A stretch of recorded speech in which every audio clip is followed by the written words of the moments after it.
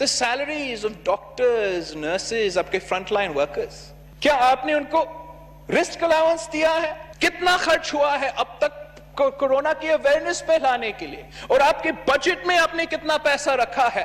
आपका बजट ऐसा है कि आज दूसरे दिन भी कौमी असेंबली के इजलास में बजट पर बहस हुई। इजलास में पाकिस्तान पीपल्स पार्टी के शरीक चेयरमैन बिलावल भुट्टो ने बजट के हवाले से हुकूमत पर सख्त तनकीद की।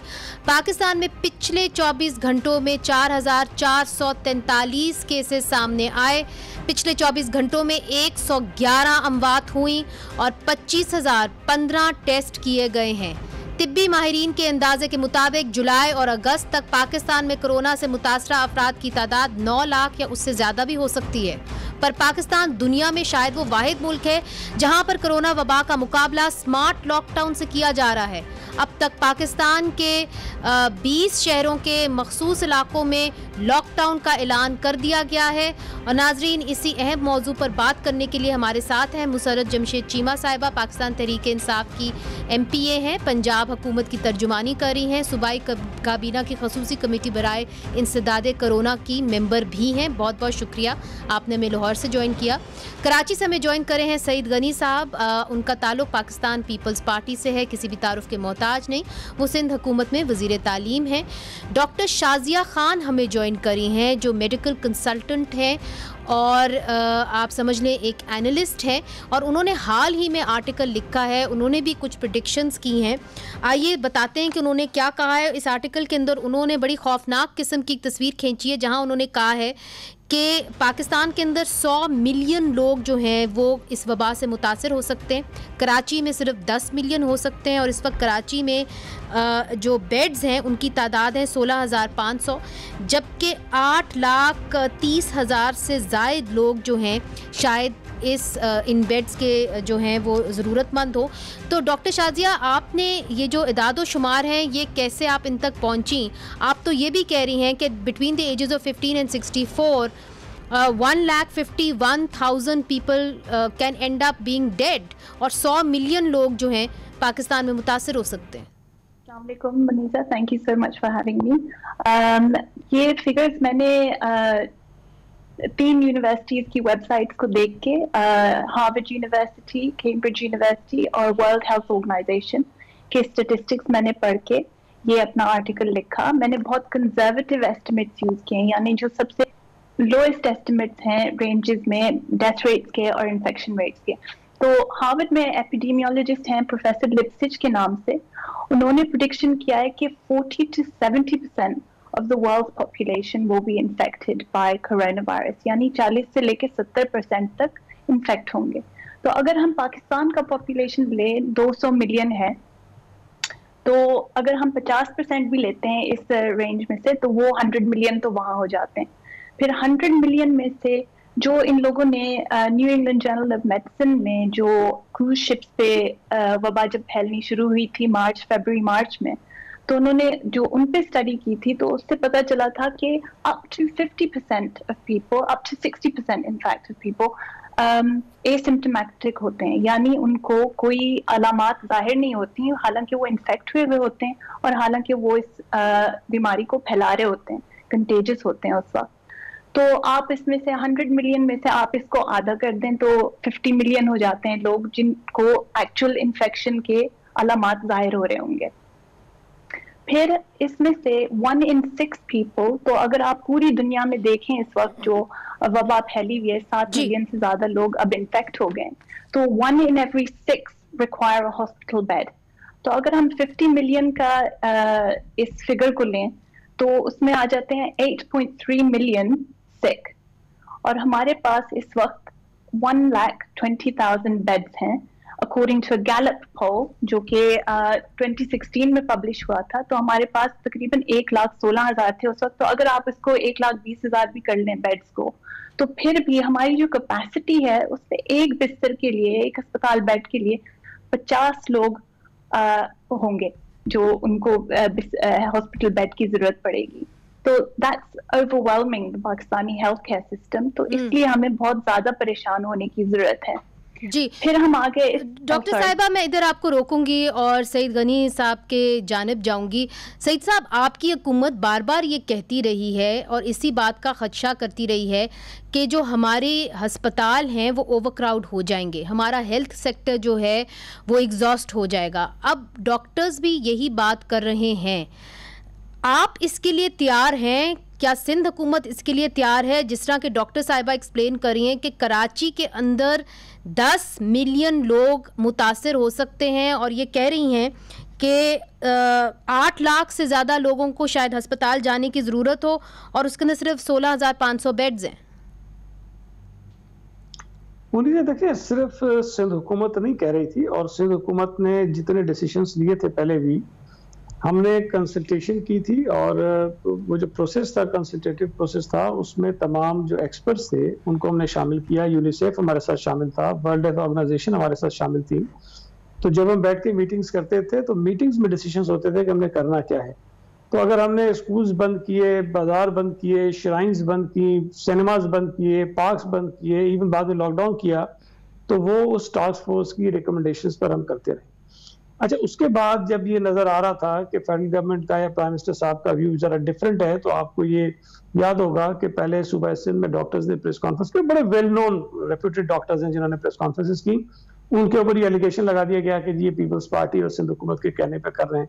फिर नेक्स्ट डे लाहौर में प्रेस कॉन्फ्रेंस हो गई, अगले दिन इस्लामाबाद में हो गई, पेशावर में हो गई। तमाम मुल्क के जो डॉक्टर्स थे उन्होंने एक आवाज होकर कहा कि इस इशू को सीरियसली लें और जो हम ये सारी ओपनिंग्स करने जा रहे हैं बाजारों की, इसको ना करें।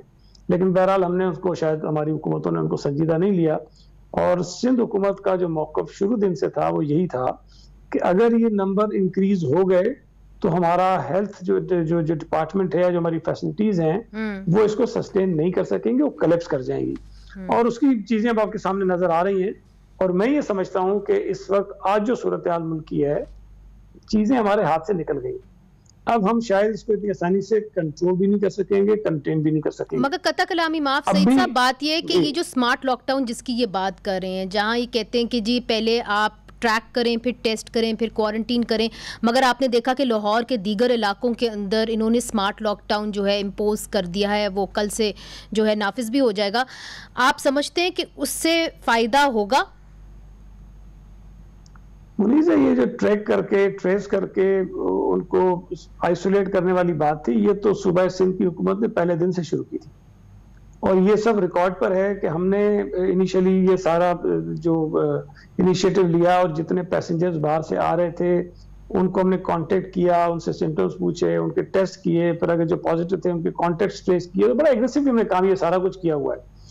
और उसके बाद ये जो स्मार्ट लॉकडाउन है, ये आपको याद होगा कि सबसे पहले मर्दान की एक यूनियन काउंसिल में हुआ था, और वहां उन्होंने किया, और उसके बाद ये इस्लामाबाद में हुआ, उसके बाद ये लाहौर के कुछ इलाकों में हुआ उस वक्त भी, और फिर कराची की कुछ यूसीज के कुछ इलाकों को हमने किया, जिसपे बहुत शोर मचा। हालांकि केपी में शोर नहीं मचा, इस्लामाबाद पे शोर नहीं मचा, लाहौर पे शोर नहीं मचा, मगर आप लोगों का मौकफ ये भी तो रहा है ना कि आप जितना मर्जी लॉकडाउन कर लें, अगर एक सूबा करे और दूसरा सूबा ना करे तो वो उस तरीके से इफेक्टिव हो ही नहीं सकता। ये भी एक तो आपका एक मौकफ था। मैं आपको बताता हूँ। अभी अब तो मैं जरा इस पे आ जाऊँ, स्मार्ट लॉकडाउन आपने किया। अच्छा, मेरा ये अभी ज़ाती ओपिनियन है, क्योंकि ये अभी तक हमने जो अभी नया एक फेज आया है स्मार्ट लॉकडाउन का, उसके बाद मेरी कोई डिस्कशन किसी फॉर्मल मीटिंग में नहीं हुई है। राइट। मेरा अपना ये ख्याल है कि इस स्टेज पर जब हम आज बैठे बात कर रहे हैं, स्मार्ट लॉकडाउन का कोई फर्क नहीं पड़ने वाला है।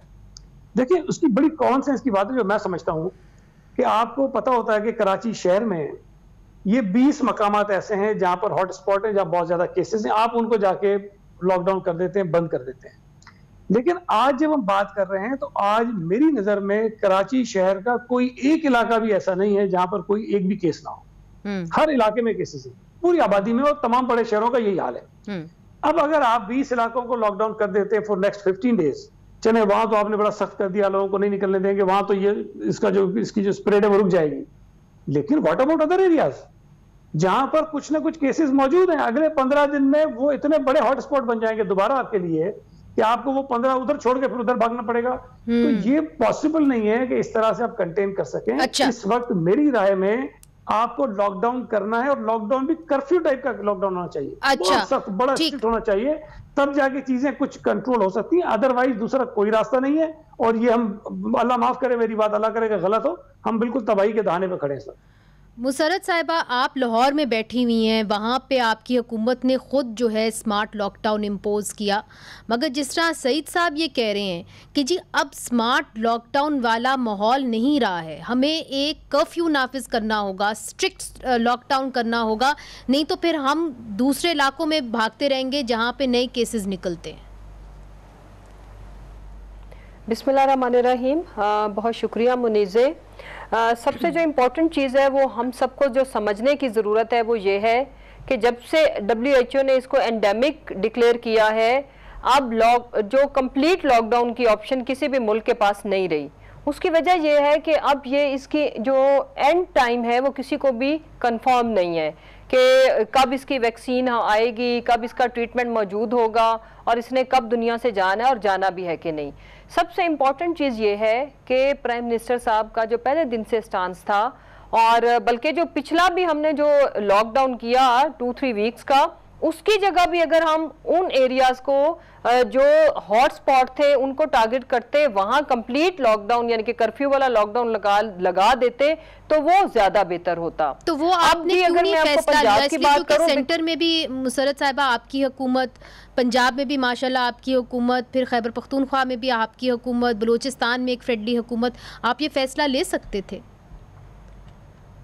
आप बिल्कुल बजा फरमा रही हैं, लेकिन उस वक्त भी आपको पता है कि जो हमारे एक्सपर्ट्स, और देखें याद रखें कि जो डॉक्टर हैं या जैसे जो WHO की रिकमेंडेशंस हैं वो सिर्फ एक हेल्थ के पॉइंट ऑफ व्यू से वो देख रहे होते हैं, लेकिन जो लीडरशिप होती है उन्होंने आपको पता है कि हमारे मुल्क की इकॉनमी तो खैर उस लॉकडाउन की भी मुतहम्मिल नहीं थी, लेकिन जो कि सोसाइटी का भी प्रेशर था और एक्सपर्ट्स की भी ओपिनियन थी, तो गवर्नमेंट ने किया, अच्छा किया, ताकि कम से कम अगर हम वो वाला एक्सपीरियंस ना करते तो फिर शायद अभी तक लोग बहुत ज़्यादा नाला रहते कि शायद गवर्नमेंट ने कोई कोताही की। उसमें भी फिर जो आपने पब्लिक का जो भी स्टांस देखा वो हम सब ने, आपकी भी मीडिया की भी ऑब्जर्वेशन उस पर रही कि वो क्या था, लोगों ने उस पर कितना को अमल किया। लेकिन जो सबसे चले, लेट्स मूव फॉरवर्ड, आज स्मार्ट लॉकडाउन ही हमारे पॉइंट ऑफ व्यू से ऑप्शन है। इसीलिए हमने, अगर पंजाब की मैं बात करूं तो हम उस ऑप्शन पे चले गए हैं, हमने इस ऑप्शन को एग्जीक्यूट कर दिया है।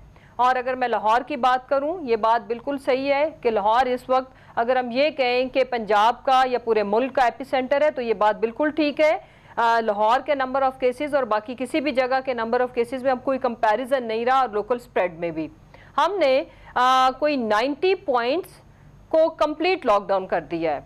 और कंप्लीट लॉकडाउन का मतलब कर्फ्यू टाइप लॉकडाउन, उसमें सिर्फ जिसमें आप हेल्थ फैसिलिटीज़ के लिए वहाँ अगर किसी ने खुदा ना खास्ता कोई पेशेंट है, सीरियस है, उसको हॉस्पिटल लेके जाना है तो they will be allowed. Otherwise हर तरह की उधर की जो लोकल मार्केट्स हैं उस कम्युनिटी की, जैसे कि सिर्फ ग्रॉसरी स्टोर्स, हेल्थ मेडिकल से रिलेटेड जैसे मेडिकल स्टोर्स वो खुले होंगे, बाकी तमाम तरह की एक्टिविटी बंद होगी। एग्जिट के लिए भी और एंट्री के लिए भी you should have a specific logical reason.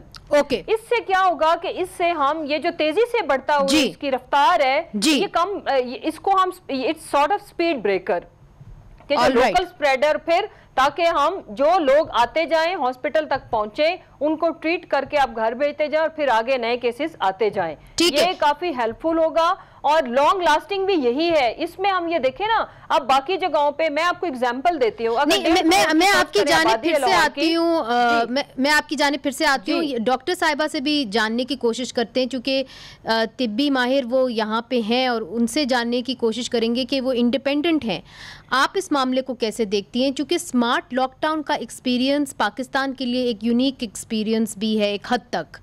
मुझे ये आप बताएं कि जिस तरह सईद गनी साहब ये कह रहे हैं कि इस वक्त स्मार्ट लॉकडाउन का वक्त नहीं है, अगर हम पूरी तरह से कर्फ्यू नहीं लगाएंगे तो अमवात भी बढ़ सकती हैं, खुदा ना खास्ता हम तबाही की तरफ जा सकते हैं। मगर मुसर्रत साहिबा ये कहती हैं कि नहीं, अब तो ये वबा के साथ हमें जीना है, तो अगर जीना है तो फिर स्मार्ट लॉकडाउन ही हमारे पास ऑप्शन रह जाता है। Your take? I think it's something दोनों चीज़ों के दरमियान है। जो वक्त है इस वक्त, ये पॉलिटिक्स का वक्त नहीं है। एज ए इंडिपेंडेंट पर्सन मैं ये तो कहूँगी कि हमें अब पूरी दुनिया में ये वबा फैली है, US, UK ऐसी जगहें हैं, यूरोप में ऐसी जगहें हैं जो जिनका हेल्थ केयर सिस्टम हमारे से बहुत ज्यादा रोबस्ट और स्ट्रांग है, और उन लोगों को भी प्रॉब्लम हुआ है इसके साथ डील करने में। मगर आपके ओपिनियन में, चूंकि आप कोविड रिलेटेड पेशेंट्स भी देख रही हैं, क्या स्मार्ट लॉकडाउन जो है वो हमारे लिए इस वक्त हमारे लिए फायदेमंद होगा कि नहीं होगा? आई थिंक स्मार्ट लॉकडाउन बहुत मुश्किल है इम्प्लीमेंट करना, क्योंकि प्रॉब्लम इस मर्ज के साथ ये है कि ये आप 2 हफ्ते तक इसको इंक्यूबेट कर रहे होते हैं, यानी इन्फेक्शन के बाद आप 2 हफ्ते तक लग सकते हैं आपको सिम्टम्स शो करने में, और उस टाइम में आप जाके बहुत सारे लोगों को इन्फेक्ट कर सकते हैं। तो अगर आप सिर्फ स्मार्ट लॉकडाउन कर रहे हैं तो मुश्किल ये होगी कि लोगों को आइसोलेट करना जो कि इन्फेक्टेड और कंटेजियस हैं, यानी इस बीमारी को फैला रहे हैं, बहुत मुश्किल होगा, क्योंकि आप सिर्फ उन लोगों को क्वारंटीन कर सकते हैं जो सिम्टम्स शो कर रहे हैं, और फिर सिम्टम्स जब उनके हो रहे हैं तो फिर हम टेस्ट करते हैं, फिर हम ट्रेस करते हैं, फिर हम क्वारंटीन करते हैं। तो इसलिए I think smart lockdown only make sense अगर आप अपनी टेस्टिंग कैपेसिटी बढ़ाएं, जो कि इस वक्त हम कभी भी 29,000 से लगभग आगे नहीं गए। तो क्या यही एक वजह है कि आप समझती हैं कि स्मार्ट लॉकडाउन बाकी मुल्कों में शायद बेहतर तरीके से उनका एक्सपीरियंस रहा है, क्योंकि उनकी कैपेसिटी ज़्यादा थी, टेस्टिंग कैपेसिटी? आई थिंक जैसे जर्मनी है, वहाँ पे उन्होंने बहुत सारे टेस्ट किए बहुत अर्ली, लेकिन यही बात है ना कि ऑफन ये टेस्ट अगर आप बहुत जल्दी कर लें तो ये नेगेटिव आएगा, क्योंकि PCR टेस्ट इसकी हाई फॉल्स नेगेटिव रेट है अप टू 40%। तो अगर आपके सिम्टम्स नहीं है तो आपको अक्सर वो टेस्ट पॉजिटिव नहीं आएगा until 3 days आफ्टर सिम्टम्स शुरू हो जाएं। तो इसलिए हम लोग सिर्फ टेस्टिंग बढ़ाना एक चीज नहीं है, आपको एक्चुअली वो भी स्मार्ट टेस्टिंग करनी है आपको, कि जब सिम्टम्स हैं तो उसके बाद आप करें ताकि आपका पॉजिटिव टेस्ट आए। ठीक है, तो डॉक्टर शाजिया कह रही हैं कि अगर स्मार्ट लॉकडाउन होना है तो आपको टेस्टिंग कैपेसिटी भी बढ़ानी होगी और आपको स्मार्ट टेस्टिंग करनी होगी। तब टेस्ट करना होगा जब जो सिम्टम्स हैं वो शो अप हो रहे हों और वो पॉजिटिव या टेस्ट के अंदर वो देखने को मिले। तो इसके ऊपर बात करेंगे। और कल सिंध हुकूमत अपना बजट पेश करेगी, सेहत के लिए कितनी रकम मुख्तस करेगी। पंजाब अपना बजट इस वक्त पेश कर चुके हैं, उन्होंने इतना कम बजट क्यों रखा सेहत के लिए, ये सब उनसे पूछेंगे वक्फे के बाद।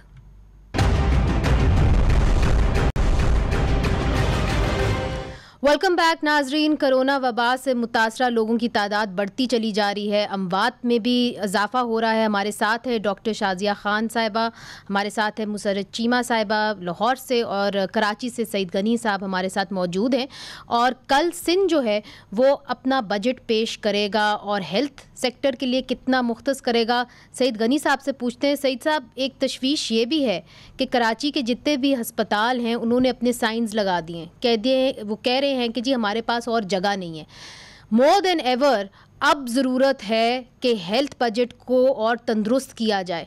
तो सिंध के पास कितने वसाइल हैं कि वो हेल्थ बजट की तरफ मुख्तस करें? मोनी, अगर आप कोरोना के रेफरेंस में बात कर रही हैं तो मैं जिस तरह डॉक्टर साहबा ने कहा कि जो बहुत बड़े डेवलप्ड ममालिक थे उनका हेल्थ सेक्टर भी जो है वो कैटर नहीं कर सका और वहाँ भी क्राइसिस आ गए। और आपने देखा कि पेशेंट्स बाहर गलियों में और हॉस्पिटल्स के बाउंड्रीज में बाहर पड़े हुए थे। हम किसी भी तौर पर ये दावा नहीं कर सकते कि खुदा न खास्ता अगर नंबर ऑफ पेशेंट्स बहुत बढ़ गए तो हमारे हॉस्पिटल्स जो है ये सस्टेन कर जाएंगे, तो शायद हम नहीं कर सकेंगे। हम जितनी हमारे वसाइल हैं उसमें हम बेड्स बढ़ा रहे हैं, इवेंट्स बढ़ा रहे हैं, लेकिन मैं फिर कह रहा हूँ कि वो जितना बढ़ाएंगे वो फिर भी कम पड़ेगा। अच्छा, अब बात ये कि बजट जो नया आ रहा है, ओवरऑल हमारा बजट पिछले बजट से कम होगा, इसलिए कि फेडरल गवर्नमेंट ने अपना जो टारगेट रखा है रेवेन्यू कलेक्शन का वो काफी उन्होंने कम कर दिया। पहले 5,500 था, अब ये 4,900 में है, लेकिन आई डोंट नो 4,900 भी कोई रियलिस्टिक है कि नहीं है, हो सकेगा या नहीं हो सकेगा। हम बजट बनाएंगे, पिछले से कम बनाएंगे, लेकिन ये डिसीजन जरूर हुआ है सिंध गवर्नमेंट में कि हेल्थ सेक्टर पर हम पैसे अपने कम नहीं करेंगे, इनफैक्ट उसमें हम इजाफा कर रहे हैं। और दूसरा एजुकेशन सेक्टर है जिसमें कोई कमी नहीं हो रही। बाकी और जितने भी सेक्टर्स हैं उसमें हमारा बजट कम हो रहा है, और उसके सिंपल रीजंस हैं कि हमारा अपना रेवेन्यू भी कम होगा और जो फेडरल गवर्नमेंट से हमारा शेयर आता है वो भी कम होगा। तो जब आपके पास रेवेन्यू कम आ रहा है तो आपके पास कोई और ऑप्शन नहीं है कि आप इसी तरह से बजट अपने मुख्तलिफ सेक्टर्स में बढ़ा सकें। बट हेल्थ को हम ज्यादा दे रहे हैं। और हेल्थ में अगर आप गौर करें तो पिछले कोई 8-10 साल में जब से ये 18th अमेंडमेंट के बाद डिवॉल्व हुआ तो सिंध ने हेल्थ पे रिलेटिवली जो है वो ज्यादा पैसा खर्च किया है। मगर सईद साहब ये भी बताइए कि हाल ही में हुकूमत ने एक रकम जो है अनाउंस की है, जिन्ना अस्पताल और जो दीगर अस्पताल 3 और या 4 और अस्पताल हैं सिंध के जो अब सेंटर के मातहत होंगे, तो आपको नहीं लगता कि उससे एक तरीके से आपको फ़ायदा होगा? मुझे पता है प्रोविंशियल ऑटोनॉमी का मसला तो है ही, मगर कम अज़ कम वो जो वसाइल हैं वो फेडरल गवर्नमेंट उसको देखेगी। देखिए 3 हॉस्पिटल हैं हमारे सूबा सिंध के, आई थिंक एक लाहौर का है जी, एक लाहौर का है। इसमें देखिए, इसमें ये तो आप जरूर कह सकती हैं कि जो पैसे हम इन हॉस्पिटल्स पे लगा रहे थे इस साल हम शायद नहीं लगाएं, लेकिन हमें उस पैसे से ज्यादा उन लोगों की फिक्र है जो लोग इन हॉस्पिटल से फैजियाब हो रहे थे, जिनको सहूलतें मिल रही थी। इसमें आकर कोई आके विजिट करे, देखें जब ये हॉस्पिटल्स पहले भी फेडरल गवर्नमेंट के पास थे उस वक्त इनकी क्या हालत थी, और आज जब ये फेडरल गवर्नमेंट वापस टेक ओवर करना चाहती है इनकी क्या हालत है। जमीन और आसमान का फर्क है, जमीन और आसमान का मैं आपको बता रहा हूँ। नंबर ऑफ पेशेंट्स जो हैं वो पता नहीं कितने फोल्ड्स उसमें इंक्रीज हो गए हैं और फ्री ऑफ कॉस्ट उनकी ट्रीटमेंट हो रही है, और बड़े महंगे तरीन इलाज जो शायद किसी सूबे में इनको लोगों को मुफ्त में मिल रहे हैं हमारे यहाँ मिल रहे हैं। तो ये आई डोंट थिंक ये कोई टाइम था कि इस वक्त ये हुकूमत ने डिसीजन लिया है। और मैं आपको ये भी बता दूं, मैं रिकॉर्ड पे कह रहा हूँ कि फेडरल गवर्नमेंट एक मरतबा नहीं कई मरतबा इस बात को एडमिट कर चुकी है कि हमारे पास इतने रिसोर्सेज नहीं है कि हम इन हॉस्पिटल्स को उस तरह से चला सकें जिस तरह से सिंध गवर्नमेंट चला रही है। तो अब अगर ये सिर्फ किसी पॉलिटिकल पॉइंट स्कोरिंग के लिए या सिंध हुकूमत को तंग करने के लिए कर रहे हैं, तो इसका असर सिंध हुकूमत से ज्यादा, पीपल्स पार्टी से ज्यादा इस मुल्क के उन लोगों पर पड़ेगा जो इन हॉस्पिटल से फैसिलिटीज अवेल कर रहे हैं और उनको ये बेनिफिट मिल रहा है। मैं ये समझता हूँ कि इनको कंटिन्यू करना चाहिए इसी तरह से, और हमारा इसके अंदर सिर्फ ये इंटरेस्ट है कि जितना हमने इनको बेहतर किया है हम फर्दर इनमें इम्प्रूवमेंट्स कर रहे हैं, बेहतर चीजें लेकर आ रहे हैं। हमने कराची शहर में और दीगर इलाकों में भी किया है, जितने हमने ये NICDV के जो यूनिट्स बना दिए थे मुख्तलिफ इलाकों में, चेस्ट पेन यूनिट्स, जी जी, ये इस पर दुनिया ने इसको अप्रिशिएट किया और कई ममालिक ने तो ये कहा कि हमें, पंजाब ने इनफेक्ट कहा कि हम इसको जो है वो कॉपी करना चाहते हैं, और दीगर ममालिक ने इसको स्टडी किया। बहरहाल अभी जो सेहत के हालात हैं और सेहत के शोबे के हालात हैं वो पूरे मुल्क में जो हैं इस वक्त सही नहीं है। कोरोना वबा से तमाम मुल्क जो है मुतासिर हुआ है। मुसर्रत साहिबा, जो सईद गनी साहब बात कर रहे हैं वो ये कह रहे हैं कि एक तरफ से सेंटर कहता है कि जी हमारे पास रेवेन्यू नहीं है, दूसरी तरफ से सेंटर जो है कुछ सिंध के और कुछ पंजाब के, बल्कि एक शेख जायद अस्पताल को अपने मातहत कर लेता है। तो ये इसकी क्या वजह है? चूंकि आप पाकिस्तान तहरीक इंसाफ को भी तो रिप्रेजेंट कर रही है ना। देखिए, सबसे पहले ये बात तो बजा है कि जो आपको पता है कि बहुत जो फेडरल बजट था उसमें भी बहुत सारे सेक्टर्स को टैक्स फ्री रखा गया। अगर मैं पंजाब की बात करूं, मोर देन 20 सेक्टर्स को हमने टैक्स फ्री रखा, और ये प्रो बिज़नेस बजट भी रखा। आपको पता है कि बिज़नेस के थ्रू हम लोग चाहते हैं कि जो लोग ज़्यादातर लोग जॉबलेस ना हों, बेरोज़गारी ना बढ़े।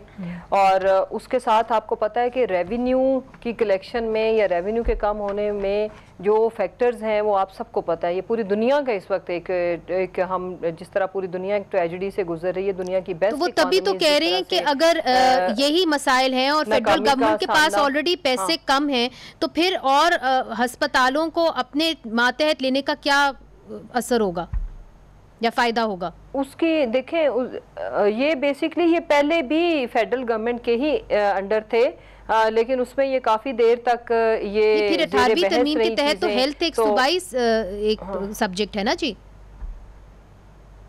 नहीं, हेल्थ तो सूबाई सब्जेक्ट है, लेकिन I am talking about few hospitals except few, बाकी सारा हेल्थ सिस्टम सूबों के जिम्मे ही है। और मेरा मानना है कि जो हेल्थ डिपार्टमेंट अगर हमारे पास है और अगर सूबे उसमें ही अच्छा परफॉर्म कर लें, उसमें ही हम बेहतर कर लें, तो ये बड़ी खुशाइंद बात होगी। और अगर फेडरल इस मामले में हमारा कुछ थोड़ा सा बोझ बांट ले तो वो मेरा ख्याल है सूबों को खुश होना चाहिए। ये कोई ऐसी कोई परेशानी वाली बात नहीं है। और जी, इसके ऊपर सईद साहब आपको कुछ कहना चाह रहे हैं? जी सईद साहब, देखिए मैं थोड़ा सा बैकग्राउंड, मेरा ख्याल है काफी 18th अमेंडमेंट के बाद ये हॉस्पिटल्स आ गई। फिर इस पर किसी ने पिटीशन की थी हाई कोर्ट में और सुप्रीम कोर्ट में। बिल्कुल, सुप्रीम कोर्ट ने, मैं उससे एग्री नहीं करता हूँ सुप्रीम कोर्ट की जजमेंट से, मैं समझता हूँ कि दुरुस्त नहीं थी। उन्होंने कहा कि फेडरल गवर्नमेंट इनको टेक ओवर कर ले, लेकिन उस फैसले के बाद भी फेडरल गवर्नमेंट ने ये कहा कि हम इसको नहीं चला सकेंगे। मैं आजकल एक मिनट लूंगा, फिर आप बात कर लीजिएगा।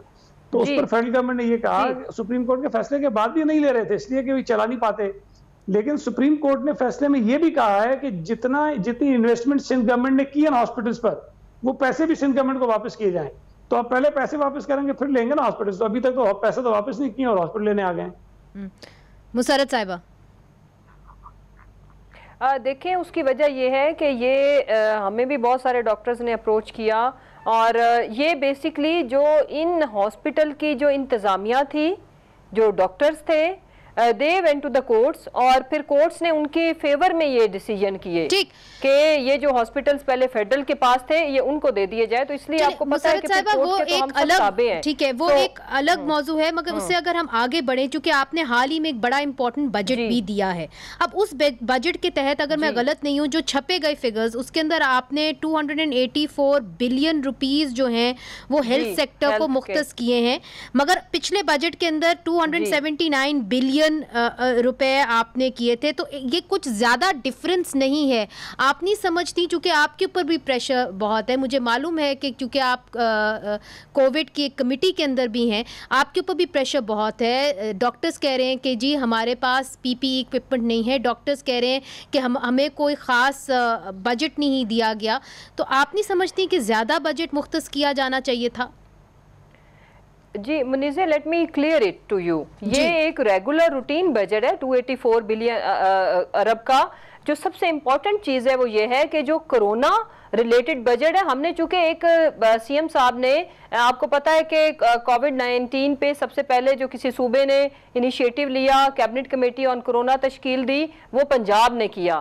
तो उसमें हमने एक कोरोना रिलीफ फंड ऑलरेडी हमने, और कोरोना से रिलेटेड एक अलग से हेल्थ डिपार्टमेंट को ये इंस्ट्रक्शंस हैं हंगामी बेसिस पे कि कोरोना के एक्सपेंडिचर्स हेल्थ बजट के अलावा हैं। अच्छा, तो वो एक्सपेंडिचर कितने, आप बड़ी अहम बात कर रही हैं, वो एक्सपेंडिचर एग्जैक्टली कितना आपने मुख्तस किया, कितनी रकम मुख्तस की है? जी उसमें पहले कोई काफ़ी खतीर रकम हमने पहले भी दी थी, और इसके लिए अब पंजाब की पॉलिसी ये है कि कोरोना रिलेटेड जितने भी हमारे एक्सपेंडिचर्स होंगे वो अनलिमिटेड है। उसमें यानी कि हमें बाकी तमाम चीजें अनलिमिटेड नहीं हो सकते ना मुसर्रत साहिबा, आपने कोई तो रकम अनलिमिटेड से मुराद मैं आपको बताती हूँ ना मुनीज़े, हमने हेल्थ डिपार्टमेंट को फ्री हैंड दिया है कि वो जिस लेवल का इक्विपमेंट, जो वो एक्सपेंडिचर्स कोरोना से रिलेटेड करना चाहते हैं, दे कैन। उसमें जब फंड्स में, उसमें जो सीएम साहब की इंस्ट्रक्शंस है कि जब उस फंड में जैसे पहले शुरू में हमने 5 अरब उनको दिए, उसके बाद उसमें हम फर्दर पूल इन करते रहते हैं, जहां जैसे जैसे जरूरत पड़ती है उसमें फंड्स उनको रिलीज गवर्नमेंट कर देती है। ठीक है, मुझे यहाँ पे डिपेंड्स ऑन द एक्सपेंडिचर। जी मुसर्रत साहिबा, मुझे यहाँ पे एक छोटा सा वक्फा लेना है, मगर क्योंकि हमारे साथ डॉक्टर साहिबा भी बैठी हुई हैं और फ्रंट लाइन के ऊपर ये तमाम डॉक्टर्स हैं, इन्होंने अपनी जिंदगियां भी खोई हैं, और इनके कई ऐसे कॉलीग्स हैं जो इस वक्त आप समझ लें सेल्फ आइसोलेशन में है, कोरोना वबा से खुद लड़े हैं। हम इनसे पूछेंगे कि जो इकदाम सिंध हुकूमत ने, पंजाब हुकूमत ने किए हैं, क्या वो इनके लिए काफ़ी हैं? वक्फे के बाद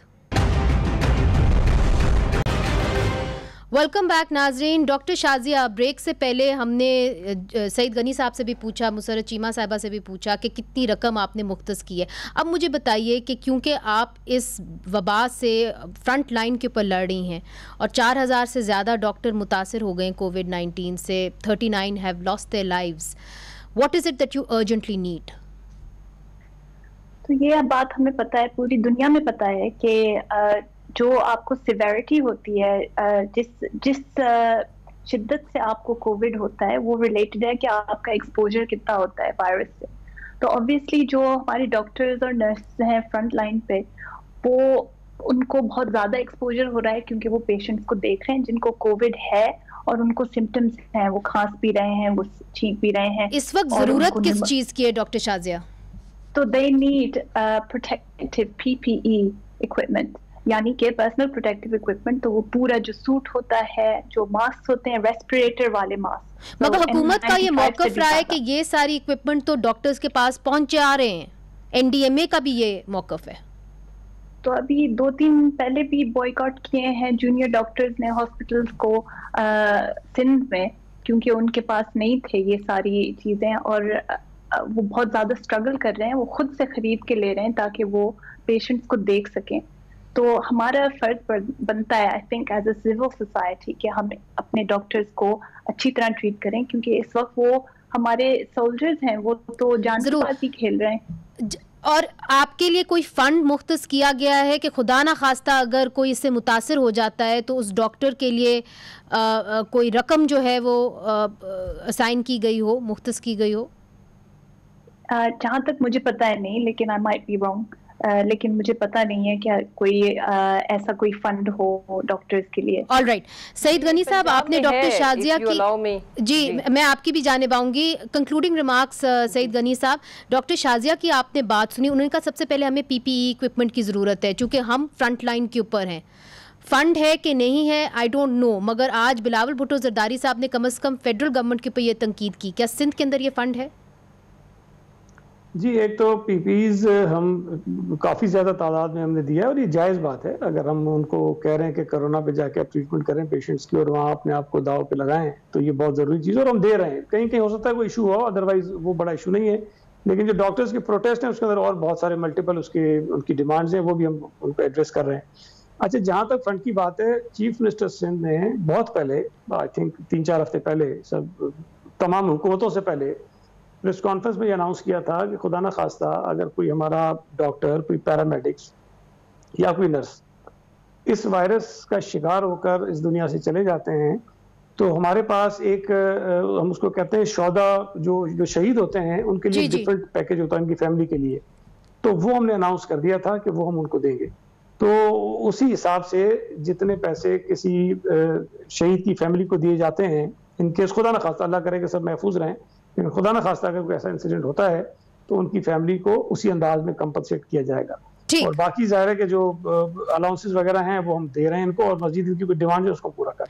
मुसर्रत चीमा साहिबा, यही बात लाहौर के डॉक्टर्स ने भी कही है, पंजाब के डॉक्टर्स ने भी इसके पे एहतजाज किया है, लैक ऑफ पीपीई इक्विपमेंट, और दूसरी तरफ के फंड मुख्तस किया गया है कि नहीं डॉक्टर्स के लिए।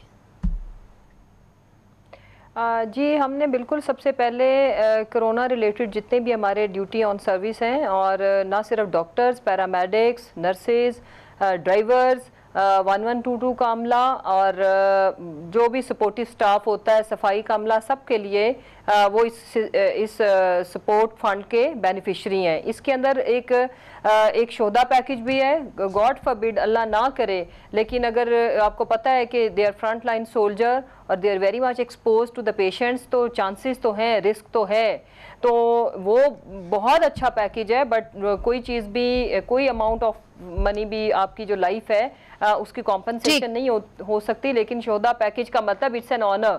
आगे जो मैं बताऊं कि डबल सैलरीज एंड खुदा ना खास्ता सीएम साहब ने इस पे इंस्ट्रक्शंस दी हैं कि जो जैसे हमारे जो डॉक्टर कोविड मरीजों को जो देख रहे हैं उनको डबल सैलरीज मिलेंगी, ये बात आप अहम कर रही हैं, ये क्लियर होनी चाहिए। जी उनको डबल सैलरीज मिलेंगी नहीं, हम दे रहे हैं फ्रॉम द डे 1 से। मगर वो एहतजाज इसी बात पे कर रहे थे ना मुसर्रत साहिबा, इसी बात। No listen Muneeze, let me clear it to you. जिस दिन उनकी ये पैकेज कोई हफ्ता 10 दिन बाद अनाउंस हुआ था, लेकिन कंसिडर्ड ड्यूटी डे से हुआ था। इसकी भी बहुत बहुत शुक्रिया मुसर्रत साहिबा, मेरे पास वक्त बिल्कुल खत्म हो गया। बहुत शुक्रिया, आपने बड़ी अहम जो है हमें दादो शुमार भी दिए और बातें भी की। सईद गनी साहब, आपका भी बहुत बहुत शुक्रिया। डॉक्टर शाजिया साहिबा, आपका बहुत बहुत शुक्रिया। और आपका ये ख्याल है कि अगर स्मार्ट लॉकडाउन को इफेक्टिव होना है तो आपको स्मार्ट टेस्टिंग करनी पड़ेगी और आपको टेस्टिंग कैपेसिटी बढ़ानी पड़ेगी। इस वक्त पाकिस्तान की टेस्टिंग कैपेसिटी 29,000 से ज़्यादा नहीं बढ़ी। तो ये है तिब्बी माहिरीन का कहना। नाजरीन, आज के लिए इजाज़त दीजिए, खुदा हाफिज़।